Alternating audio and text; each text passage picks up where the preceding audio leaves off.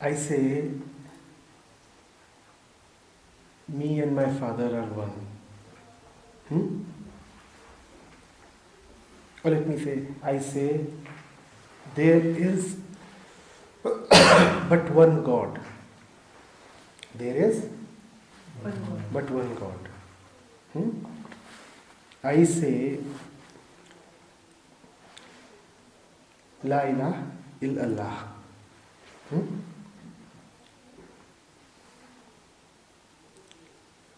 I say, Brahmev hi kevalam. I'll repeat this. I say, there is but one God. I say, La ilaha illallah. I say, Brahmev hi kevalam. What's common between all these sentences? I. So, God changes to Allah, changes to Brahman. But what remains stubbornly unaltered? I. The ego, the self. So, what is the most prominent in these utterances? I. But apparently, these utterances talk about the oneness and lordship of Me and God. Apparently, these sentences are saying that God alone is the ruler and God alone exists. Apparently, I am saying God alone is the one, the Lord, the Master. But what is really happening? Who is the master in all these three sentences? I. So on one hand, I am talking about God. God, the one beyond me. God, the one beyond me. On the other hand, I am quietly, secretly worshipping that small little God that I think myself to be. What does that make me? A polytheist. I profess one God, I worship another. Even when I am talking of Brahm, whom am I actually worshipping? And myself does not mean me, the equivalent of Brahm. Here myself is not the aham that is same as Brahm. Here myself is that little petty ego. All of us are guilty of polytheism in that sense. We all worship at least two gods, of which in our eyes the superior one always is the Ego. Now do you see what Abu Yazid is saying? That you might be paying lip service to the unity of Godhood. You might be saying anything about surrender, about humility, about oneness.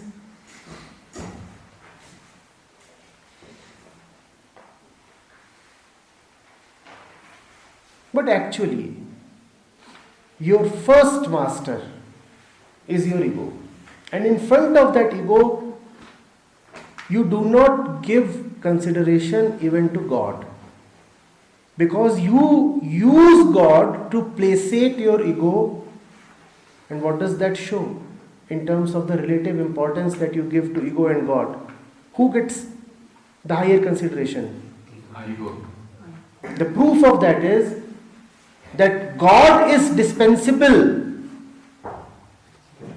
Ego is not. The proof of that is that you will not allow God to use your ego, but you will let ego use God as per your little designs. Now there can be no doubt about who is superior in our eyes. Who is superior in our eyes? In fact, we need not even call ourselves polytheists. We all worship only one God. Even polytheism is too much of leniency given to us.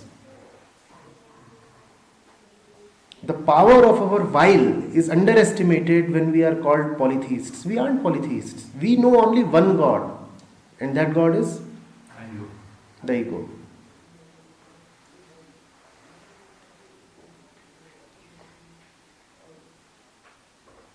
The teacher deliberately gives a task to the ascetic that will shred down his ego.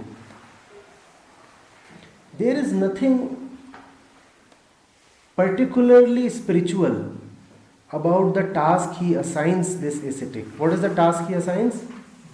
Shave your beard, head.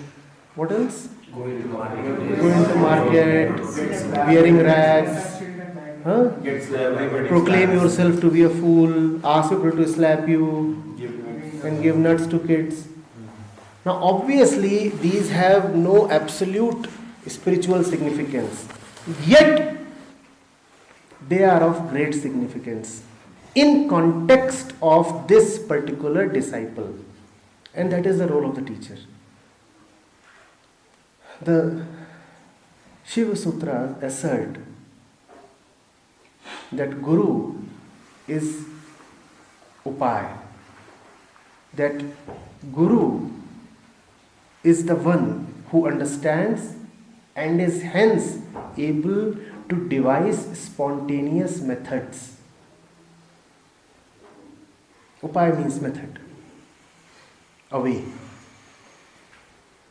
With this ascetic who has been sitting with the master since long and yet has not been able to unburden himself, this is probably the only way to expose his ego.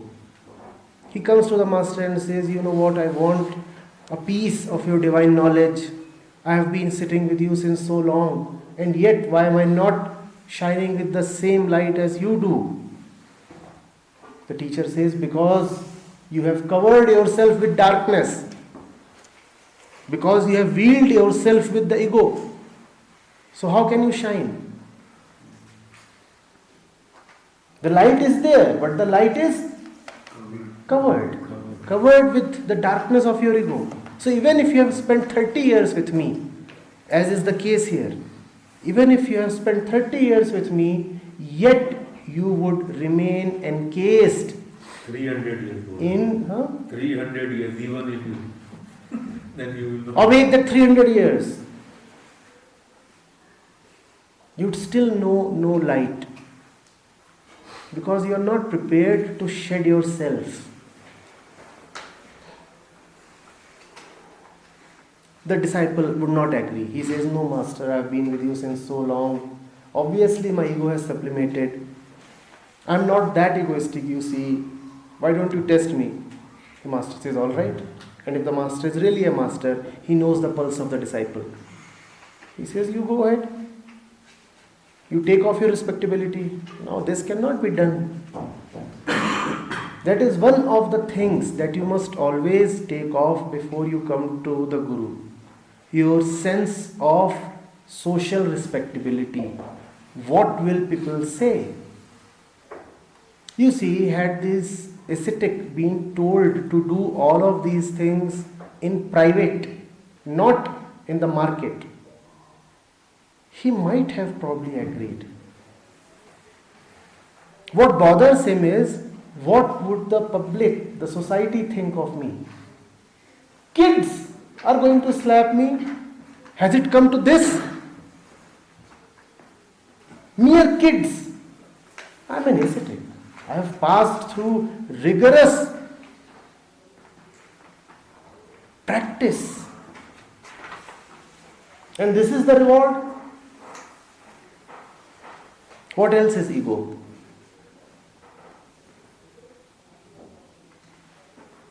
The fear of losing consideration in the eyes of others. The master exposes it. The master says, you see, you love your respectability more than you love truth. You will get what you love. You will remain a socially respectable fellow and you will never have the truth.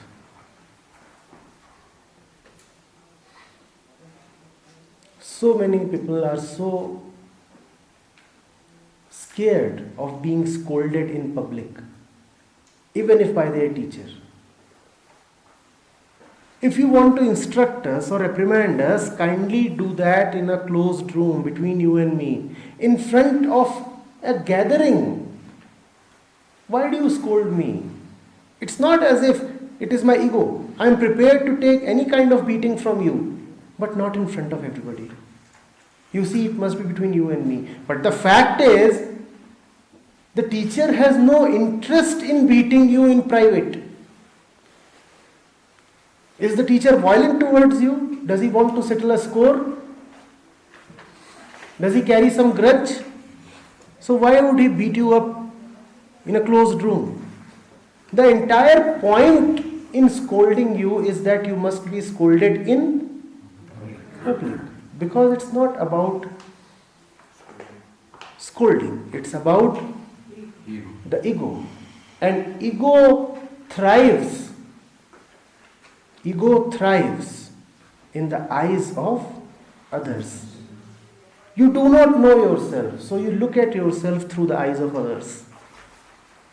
That is exactly what the master wants to break. That is exactly what the master wants to break. And he says, son, you are not made of that stuff. You will not pass this test. He says, but I would. He says, all right, here it is. Go ahead and test yourself. And he says, oh, no, what a test. There is no God but God. He says, you know what, you are abusing the sutra, the aphorism as well. At this juncture, at this very moment, you have not uttered these words out of respect for God. At this moment, you have uttered these words out of self-defense, out of respect for your ego. So not only are you liar and a coward, but you are also a polytheist. Not only are you an egoist, you are also a manipulator. You have been misrepresenting your faith. You kept on saying that you are a devout Muslim. You are not. See, you believe in at least two gods.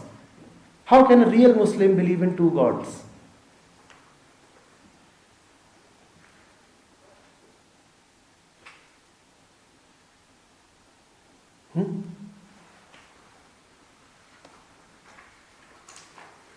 We'll be a little more direct and harsh upon ourselves. We'll say we don't even believe in two gods. We believe in only one. And that one happens to be a false god. That false god is our ego. Now it's upon you. You want to continue believing in that false god? or you want to surrender to the real one. Call is yours.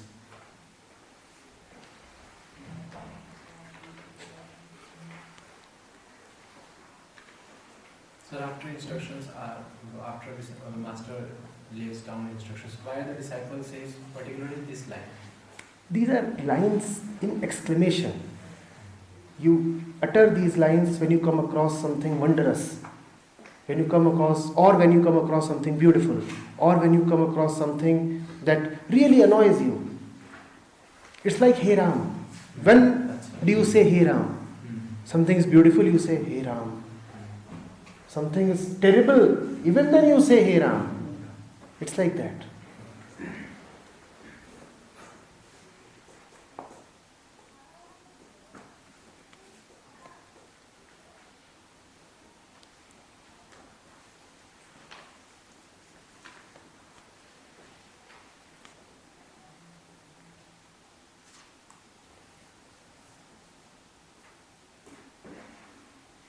There are only two kinds of people in the world: those who worship the real God and those who worship false gods. But then, do we do this because the I, the ego, the myself, looks more real to me than the God? Looks more real to whom? To me, myself, again. Who is that?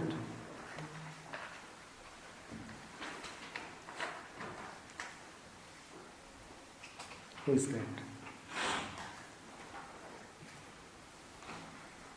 I only know the I. No, you don't know the I. Even about the I, you have only images. Had you known the ego, you would have chucked it long back. Do you really know the ego? How does one know the ego? One knows the ego through a direct observation of minute to minute facts of one's life. The ego can be known only there. You see, when you say, I know the ego, and if you have really said this, then you are surrendered to the real God, because real God has the name of knowing. When you say, I know ego, then you have already said that you are a real devotee, because only a real devotee can know. No knowing is possible unless you are in the truth. So even to know the false, you first have to be in the truth. It is too much of us to say that we know the ego. Had you really known the ego, you would already have been one with God. To know the ego, you must be at a point that is distinct from ego, and that point is God. Knowing the ego is not possible if you are totally identified with the ego. You will have images about the ego. You will have stories about the ego. You will never really know the ego. Knowing is an altogether different unit. To know is to understand. To really know is to go to the depth of what you are looking at. And when you go to the depth of ego, there is no way you can still continue with ego. Once you have seen the beginning and the end of ego, you are not going to continue with it. We have ideas about the ego. We do not know the ego.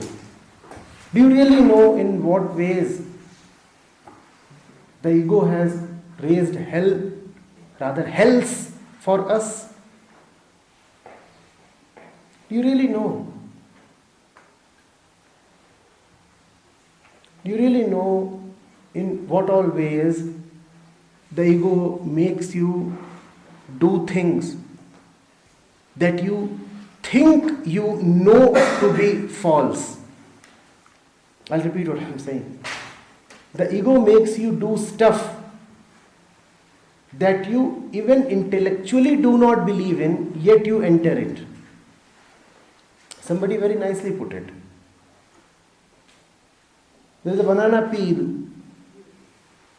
You intellectually very well know you step on it and you will slip. But the ego makes you step on that banana peel again and again, while you intellectually very well know that you are going to slip once again. In fact, you stand looking at it and you stand wondering, you see there is this banana peel, and after 2 minutes I would have again slipped and cracked my hip. And you know this very well, and you are imagining, you know what, I'm slipping. And having known very well what is going to happen next, you raise your leg and you put your foot down on the banana peel to slip again and to suffer again. Do you really know the ego? To know the ego is to be free of the ego. Please do know the ego. That is the only way of residing in godliness. You can never see God directly. But when you see all the ungodly things, then the seeing is godly. Are you getting this? When you see all the ungodly things, then the seeing is godly. So look at the ego. The looking is freedom from the ego.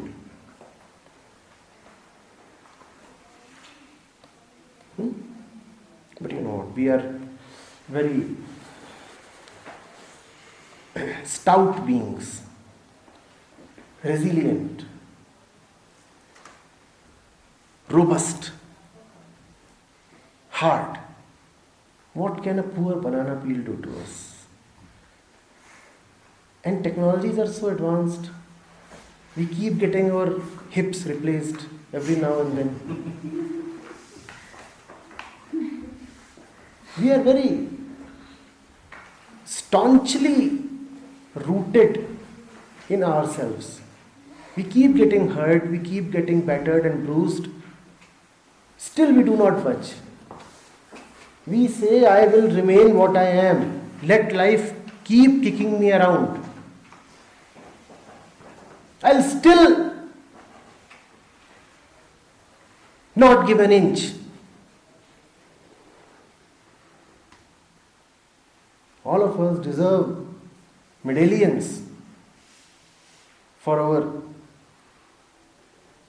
resilience.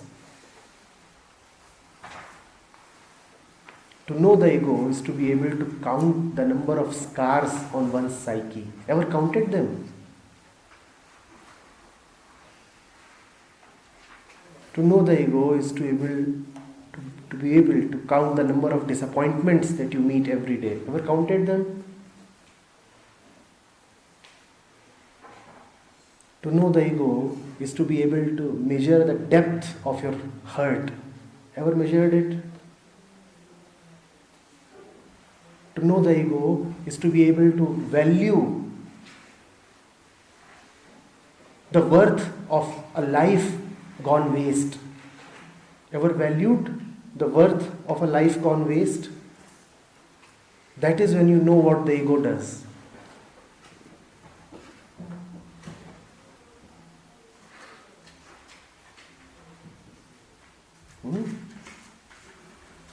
There is no God.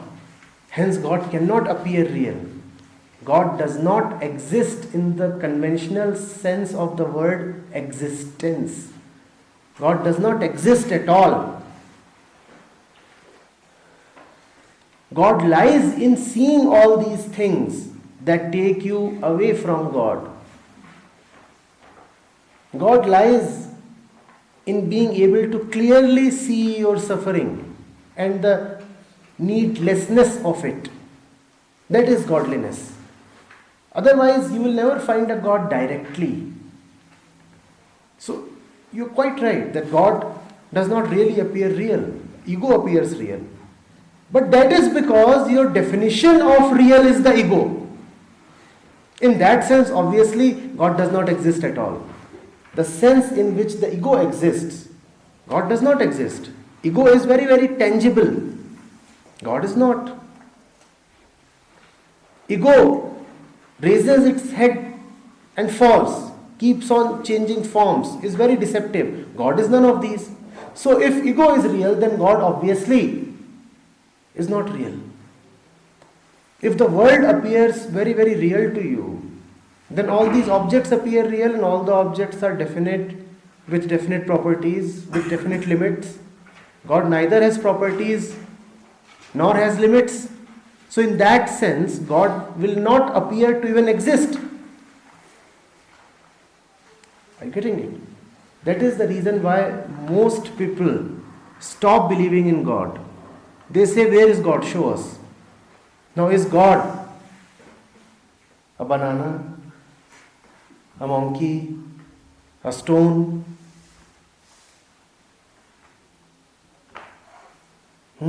A shoelace? What is God? How do you propose to see God? How exactly?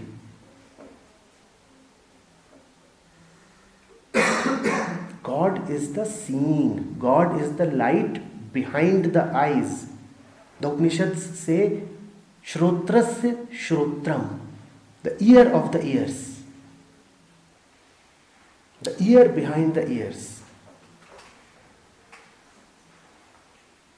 Now, how will you listen to God? You cannot. But the listening is godly.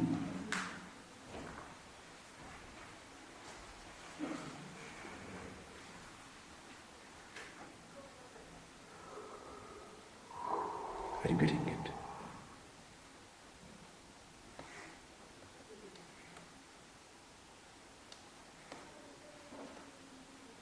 Don't look for God. You will never find Him.